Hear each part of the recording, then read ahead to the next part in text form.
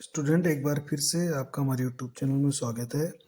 इस वीडियो में हम कक्षा 11 का जो चैप्टर है कोशिका विभाजन, उसका जो शेष रहा टॉपिक है उसको अपन पढ़ने जा रहे हैं। तो इससे पिछले वाले वीडियो तक हम अर्थसूत्री विभाजन फर्स्ट के जो प्रोफेज फर्स्ट है, अर्थसूत्री विभाजन को हमने दो भागों में बांटा है, अर्थसूत्री विभाजन फर्स्ट और अर्थसूत्री विभाजन सेकंड। जो अभी अपन अर्थसूत्री विभाजन फर्स्ट पढ़ रहे हैं जो कि न्यूनकारी विभाजन होता है, और उसमें भी जो उसकी प्रोफेज फर्स्ट थी जो सबसे लंबी प्रावस्था होती है, उसकी भी फिर 5 उपप्रावस्थाएं हमने लेप्टोटीन, जाइकोटीन, पेकाइटीन, डिप्लोटीन और डाइकाइनेसिस, ये 5 प्रावस्थाएं हम पढ़ चुके हैं। और इसके आगे की जो नेक्स्ट फेजेज है, प्रावस्थाएं हैं, वो हम इस वीडियो में पढ़ने जा रहे हैं। तो देखिए, अर्थसूत्री विभाजन फर्स्ट की अन्य अवस्थाएं, तो जिसमें अपन प्रोफेज फर्स्ट पढ़ चुके हैं, तो अब नेक्स्ट है हमारी मेटाफेज फर्स्ट। तो मेटाफेज में फर्स्ट में क्या होता है कि जो कोशिका होती है, मेटाफेज से पहले पहले केंद्रक झिल्ली, केंद्रिका, ये सब विलुप्त हो जाते हैं, तर्कुतंतु बन जाते हैं, तर्कुतंतु गुणसूत्र बिंदु से जुड़ जाते हैं, और जो गुणसूत्र होते हैं वो मध्य रेखा पर आकर व्यवस्थित हो जाते हैं, क्योंकि तर्कुतंतु उन गुणसूत्रों को के गुणसूत्र बिंदु से जुड़कर अपनी लंबाई में बढ़ते हैं, पॉलीमराइज होते हैं तर्कुतंतु, और उनको बिल्कुल एक मध्य रेखा पर लेकर आ जाते हैं। तो देखिए, मेटाफेज फर्स्ट में क्या होता है, इसकी विशेषता है कि इस अवस्था में गुणसूत्र सेल की मध्य रेखा पर स्थित हो जाते हैं और एक मेटाफेजिक प्लेट बनाते हैं। तो बीच में आकर यहाँ पर ये सारे गुणसूत्र इकट्ठे हो जाएंगे तो एक मेटाफेजिक प्लेट बनेगी। देखिए, अब आते हैं कि ये किस तरह से व्यवस्थित होते हैं यहाँ पे। तो देखिए, जो गुणसूत्र बिंदु है वो तर्कुतंतु से जुड़े रहते हैं, ये अपन पहले बोल चुके हैं। इसके बाद में जो चतुष्क के बीच में, देखिए, जो चतुष्क मतलब समजात गुणसूत्रों के जोड़े बने रहते हैं अर्थसूत्री विभाजन में, और उसमें 4 अर्ध गुणसूत्र होते हैं, तो उनके बीच में धीरे धीरे प्रतिकर्षण होने लगता है, और ये प्रतिकर्षण धीरे धीरे क्रॉसिंग ओवर के बाद में बढ़ता जाता है। तो प्रतिकर्षण जब और ज़्यादा बढ़ता जाएगा तो होगा क्या कि गुणसूत्र बिंदु तो हो जाएगा ध्रुवों की तरफ, और भुजाएं हो जाएगी मध्यवर्ती पट्टिका की तरफ। तो देखिए, ये एक जैसे एक जोड़ा है समजात गुणसूत्रों का जोड़ा। तो जैसे ये एक पहले इस तरह का जोड़ा था, ये समजात गुणसूत्रों का जोड़ा था। जब इसमें प्रतिकर्षण बढ़ेगा तो ये इस तरह से इसके प्रतिकर्षण होगा। ये यहाँ पर तो इस गुणसूत्र बिंदु जुड़ रहे हैं और इस तरह से प्रतिकर्षण होगा। तो जो गुणसूत्र बिंदु है वो तो आपके ध्रुवों की तरफ हो जाएगा, और जो भुजाएं होगी ये मध्यवर्ती पट्टिका की तरफ हो जाएगी। यानी ये जो समसूत्री विभाजन की जो मध्यावस्था है, मेटाफेज है, उसके ठीक विपरीत होगा ये काम, क्योंकि वहां पर इतना प्रतिकर्षण नहीं है, इसलिए वहां पर इसका उल्टा काम रहेगा। तो यहाँ पर क्या हो गया, गुणसूत्र बिंदु तो हो रहा है ध्रुवों की तरफ और भुजाएं हो रही है मध्यवर्ती पट्टिका की तरफ। तो देखिए, इस गुणसूत्र का जो गुणसूत्र बिंदु है ध्रुव की तरह है, इसका भी ध्रुव की तरह है, और इसकी जो भुजाएं हैं वो मध्यवर्ती पट्टिका की तरफ स्थित है। तो बस ये इसका प्रमुख गुण है मेटाफेज का। मतलब इसमें मेटाफेजिक प्लेट बनती है। ये जो गुणसूत्र बिंदु से जो तर्कुतंतु जुड़े हुए हैं, तर्कुतंतु फैलकर सभी आसपास के सभी गुणसूत्रों को बीच में लेकर व्यवस्थित कर देते हैं। इसे ही हम मेटाफेजिक प्लेट कहते हैं, और ये इसकी मुख्य विशेषता है। फिर आती है एनाफेज फर्स्ट। देखिए, एनाफेज फर्स्ट मोस्ट इम्पोर्टेंट। देखिए, गुणसूत्रों में प्रतिकर्षण बढ़ने और तर्कुतंतुओं के सिकुड़ने से युगली के दोनों गुणसूत्र अलग अलग होकर विपरीत ध्रुवों की ओर बढ़ने लगते हैं। तो अभी क्या हो रहा है, यानी युगली, युगली यानी जो जोड़ा है, उस जोड़े के जो दोनों गुणसूत्र थे वो अलग अलग होकर विपरीत ध्रुवों की तरफ चलने लग जाते हैं। इसका कारण क्या है, इसका कारण है कि एक तो दोनों में प्रतिकर्षण बढ़ रहा है और तर्कुतंतु उनको खींच रहे हैं ध्रुवों की तरफ, तर्कुतंतु सिकुड़ रहे हैं और उनको खींच रहे हैं ध्रुवों की तरफ। इस अवस्था की मुख्य विशेषता यह है कि इसमें गुणसूत्र बिंदु का विभाजन नहीं होता है। देखिए, जिसके कारण प्रत्येक ध्रुव पर गुणसूत्रों की संख्या आधी आधी हो जाती है। ये इंपॉर्टेंट बात है कि अर्थसूत्री विभाजन में गुणसूत्रों की संख्या आधी हो जाती है। ये कब होती है, ये एनाफेज फर्स्ट में होती है। क्यों होती है, क्योंकि यहाँ पर गुणसूत्र बिंदु का विभाजन नहीं हो रहा है। जो गुण युगली है, जैसे ये एक युगली है,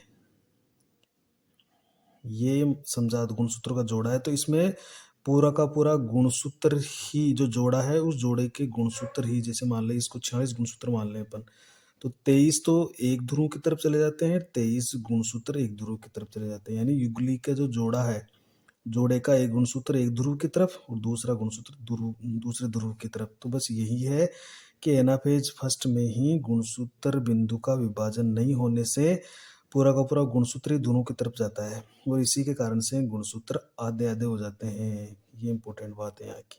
तो देखिए हमने देखा कि गुणसूत्र यहाँ पर 23 जैसे एग्जाम्पल के तौर पर देखें तो यहाँ पर गुणसूत्र 23 हो चुके हैं, इसके भी यहाँ पर 23 गुणसूत्र हो चुके हैं। देखिए इस अवस्था में समजात गुणसूत्रों में बनी युगली के दोनों गुणसूत्र अलग अलग हो जाते हैं। देखिए जो हमने कहा था कि जो जोड़ा है उस जोड़े के जो एक गुणसूत्र है, एक तो चला गया एक ध्रुव की तरफ और दूसरा गुणसूत्र चला गया दूसरे ध्रुव की तरफ। और यही होता है कि 46 गुणसूत्र है, मान लीजिए हमारे सेल में, तो 23 तो चले जाते हैं एक ध्रुव की तरफ और 23 चले जाते हैं दूसरी ध्रुव की तरफ।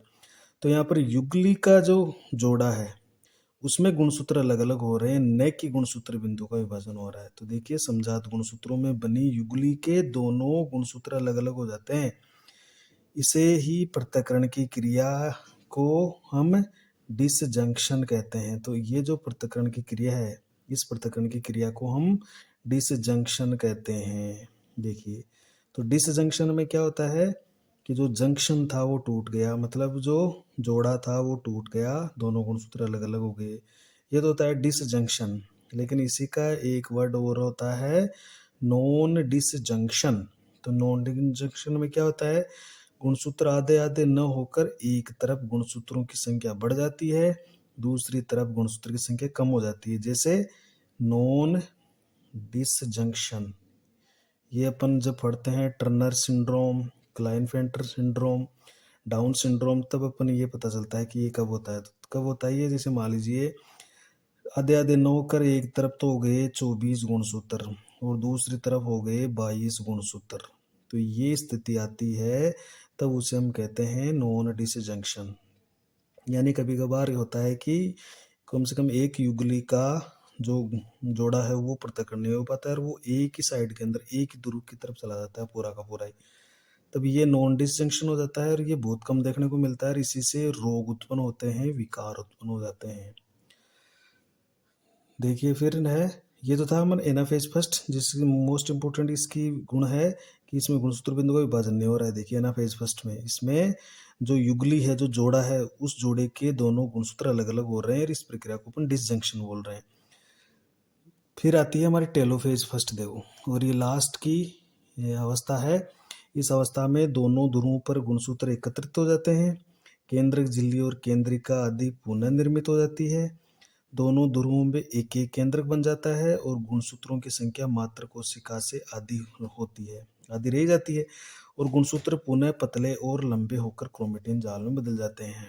मतलब टेलोफेज फर्स्ट पूर्व अवस्था यानी जो प्रोफेज होती है उसकी बिल्कुल उल्टी होती है, क्योंकि जैसे जैसे प्रोफेज में होता है उसका उल्टा यहाँ पर होता है कि यहाँ पर एक तो दोनों ध्रुवों पर गुणसूत्र चले गए आधे होकर, फिर केंद्रक झिल्ली और केंद्रिका जो प्रोफेज में विलुप्त हुई थी वो वापस आ गई और दोनों ध्रुवों पर एक केंद्रक बन गया और जो क्रोमेटिन जाल सिकुड़कर प्रोफेज में गुणसूत्र के रूप में बदला था वो वापस क्रोमेटिन जाल में यहाँ पर बदल चुका है। तो ये देखिए स्थिति आ गई है, अभी एक कोशिका में दो केंद्रक बन चुके हैं।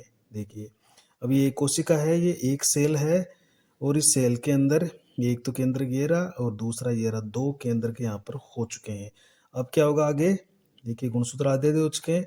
अब होगा यहाँ पर जो ये कोशिका है, इसका जो कोशिका द्रव्य है, इस कोशिका का द्रव्य विभाजित होगा यहाँ पर, देखिए दो भागों में बटेगा। तो नेक्स्ट प्रोसेस होगी टेलोफेज फर्स्ट के बाद में कोशिका द्रव्य विभाजन फर्स्ट। तो टेलोफेज फर्स्ट के बाद में आ जाती है तुरंत बाद में कोशिका द्रव्य विभाजन फर्स्ट, जिसको अपन साइटोकाइनेसिस फर्स्ट बोलते हैं। साइटो में मतलब साइटोप्लाज्म, काइनेसिस का मतलब डिवीजन। तो यहाँ पर कोशिका द्रव्य का विभाजन होगा। तो हम पढ़ चुके हैं कि यदि पादप कोशिका है तो उसमें कोशिका पट्टिका विधि से होगा और जंतु कोशिका है तो खांच विधि से होता है। तो पट्टिका विधि से अपन पढ़ चुके हैं कि पट्टिका विधि तो केंद्रक से होकर परिधि की तरफ चलती है और खांच विधि है वो परिधि से होती हुई केंद्र की तरफ चलती है। तो इस तरह से हम इसका एक डिटेल वीडियो पढ़ चुके हैं समसूत्र विभाजन के समय। तो आप उस समसूत्र विभाजन के वीडियो को, कोशिका द्रव्य विभाजन वाले वीडियो को देखकर आप इसको और ज़्यादा इसके बारे में पता लगा सकते हैं। तो पादप कोशिका में तो होगा पट्टिका विधि से, जंतु कोशिका में हो जाएगा कोशिका खांच विधि से, जिसको सेल ग्रूव मेथड या सेल प्लेट मेथड इनको बोलते हैं। देखिए अब क्या हुआ, जब कोशिका द्रव्य विभाजन भी हो जाता है तो कोशिका द्रव्य विभाजन के पश्चात फर्स्ट के पश्चात दो पुत्री कोशिकाओं का निर्माण हो गया। जैसे यहाँ पर 46 गुणसूत्र थे और लास्ट में ये हुआ कि यहाँ पर अभी दो कोशिकाएं बन चुकी है जिनमें गुणसूत्रों की संख्या भी आधी आधी है। लेकिन अब यहाँ पर देखिए है क्या, यहाँ पर गुणसूत्र आधे आधे हो चुके हैं, लेकिन अभी डीएनए है वो आधा नहीं हुआ है। तो डीएनए को भी हमें हाफ इससे आधा करना है, तो हमें अर्धसूत्री विभाजन सेकंड की ओर जरूरत पड़ती है। तो देखिए अब दोनों पुत्री जो सेल है ये, क्योंकि यहाँ पर गुणसूत्र तो एन हो चुके हैं, लेकिन यहाँ पर अभी डीएनए 2C है। यहाँ पर इसमें भी गुणसूत्र एन है लेकिन डीएनए 2C है। तो हमें क्या करना है, इस 2C को C करना है, इसको C करना है। तो बस ये डीएनए को हम फिर से आधा करने के लिए यहाँ पर हमें अर्धसूत्री विभाजन सेकंड की जरूरत पड़ रही है। तो अब दोनों पुत्री सेल है वो अर्धसूत्री विभाजन सेकंड में प्रवेश करती है। तो अब प्रवेश करने से पहले क्या होगा, इनके बीच में अभी यहाँ तक तो अर्धसूत्री विभाजन फर्स्ट पूरा हो चुका है, अब शुरू होगा अर्धसूत्री विभाजन सेकंड। तो उससे दोनों के बीच में देखिए एक अवस्था होती है जिसको बोलते हैं अपन इंटरकाइनेसिस, या जिसको अपन इंटरफेज सेकंड भी कहते हैं। देखिए यानी ये दो अर्धसूत्री विभाजन यानी फर्स्ट और सेकंड जो अर्धसूत्री विभाजन है उसके बीच के अंतराल की अवस्था है, और इसको अपन इंटरकाइनेसिस बोलते हैं। इंटर यानी बीच में, काइनेसिस यानी डिवीजन।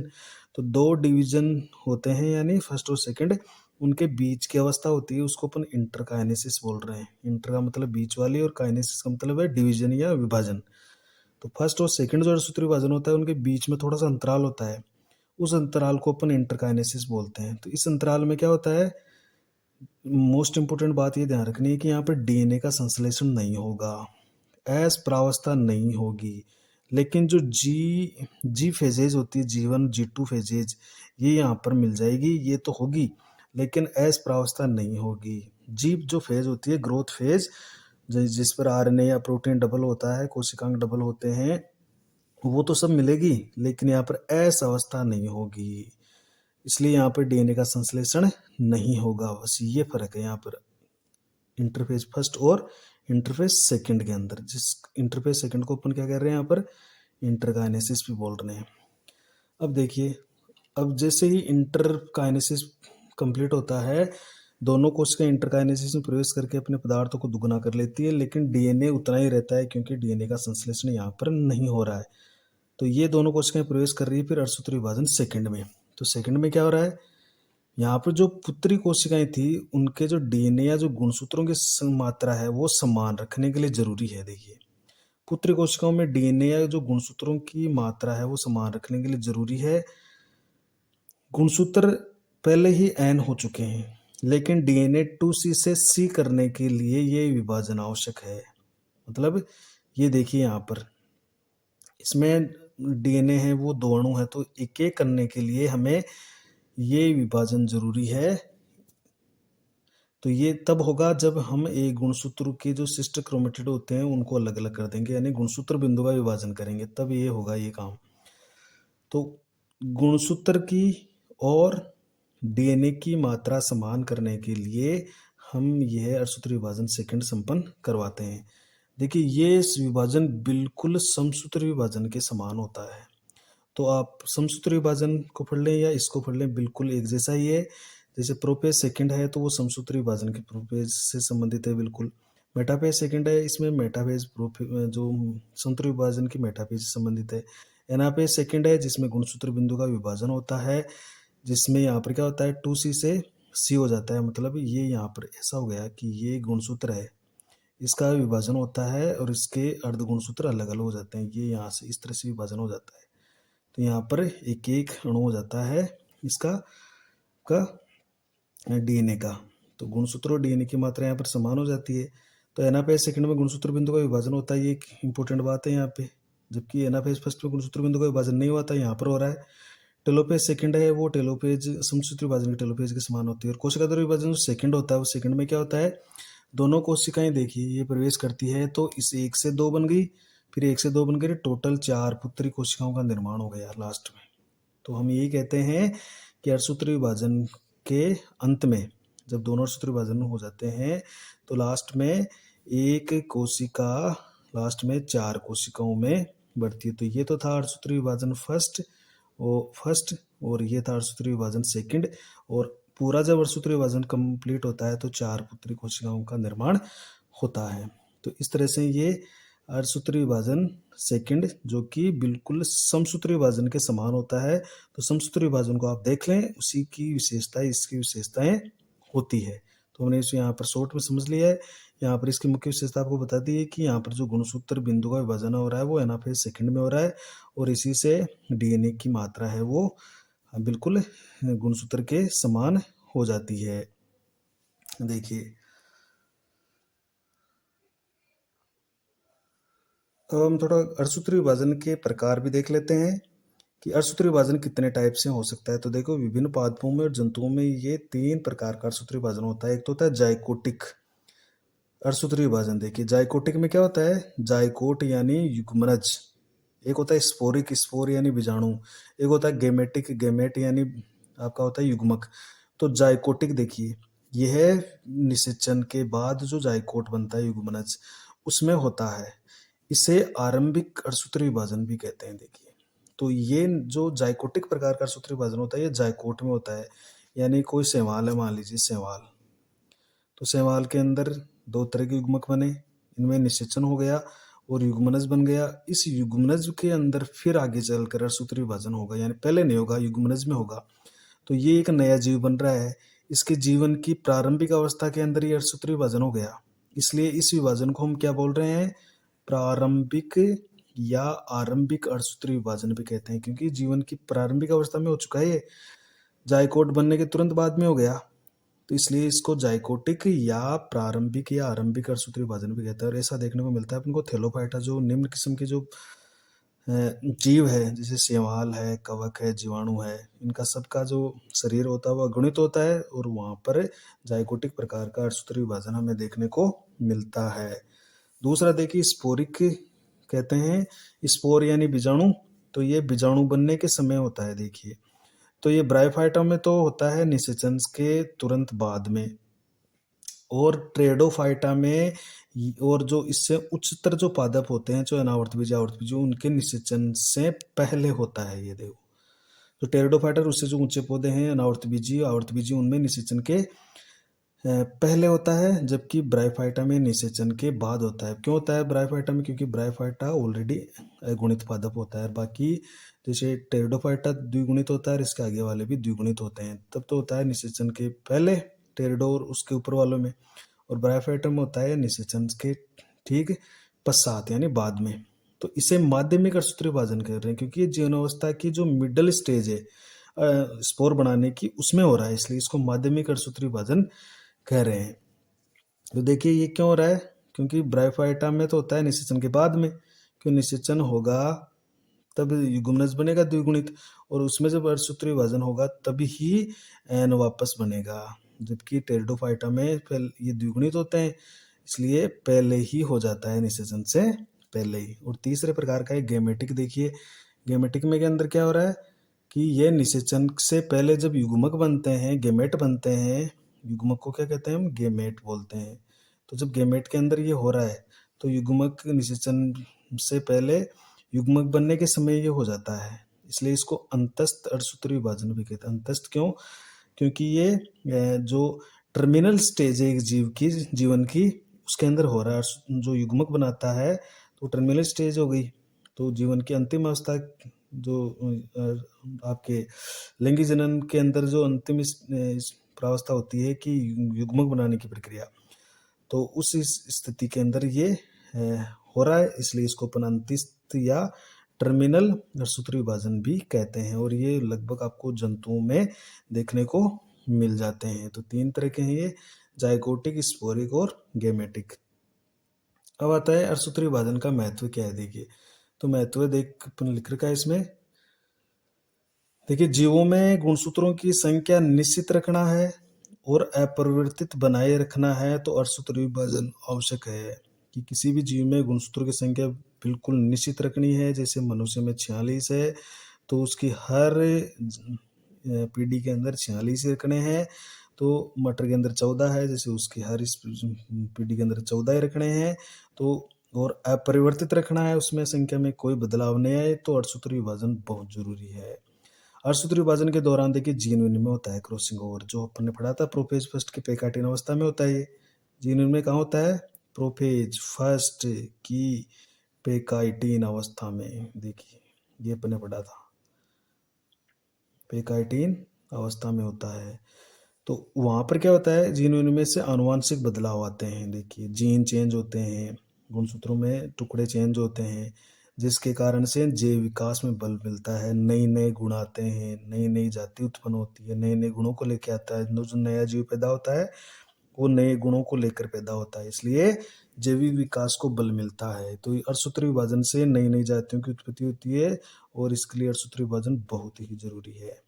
इससे देखिए विभिन्नताएं उत्पन्न होती है, यानी जो संतति पैदा होती है वो बिल्कुल अपने माता पिता के समान नहीं हो रही है। उसका कारण है जीन इनमें होना, और वो कुछ भिन्नता लिए हुए पैदा होती है और इसी के कारण से जैव विकास होता है। जैव विकास में ये सहायक होता है। तो ये भी बहुत इंपॉर्टेंट बात है कि अर्थसूत्री विभाजन से ही जैव विकास संभव है। इस विभाजन के बाद देखिए गुणित जनन कोशिकाएं जो युग्मक बनते हैं वो जीनों के स्वतंत्र अपीयन के लिए महत्वपूर्ण है। अब जो युग्मक बनता है उसमें एक जीनोम होता है और वो युग्मक है किसी के साथ भी जाकर निश्चित होता है, यानी स्वतंत्र प्यून करने की उसमें क्षमता है। तो ये स्वतंत्र प्यून होता है जब जीनों का, जो हमने मेंडल का जो पार्ट पढ़े थे कि स्वतंत्र प्यून कैसे करते हैं, तो युग्मक अपने गुणों के लिए स्वतंत्र होता है, ये स्वतंत्र प्यून कर सकता है। और युग्मक कब बनते हैं? जब अर्थसूत्री विभाजन होता है। तो अर्थसूत्री विभाजन से युग्मक बनते हैं और स्वतंत्र प्यून से होता है और नए गुण वाली संतति पैदा होती है। तो ये कुछ इसके महत्वपूर्ण बातें थी, महत्व थे। इसके बाद में हम अर्थसूत्री विभाजन और समसूत्री विभाजन की जो डिफरेंस है वो भी देखने वाले हैं और कुछ महत्वपूर्ण नीट के परीक्षा में आने वाले और उपयोगी प्रश्नों की ओर चर्चा अपन करेंगे। Thank you.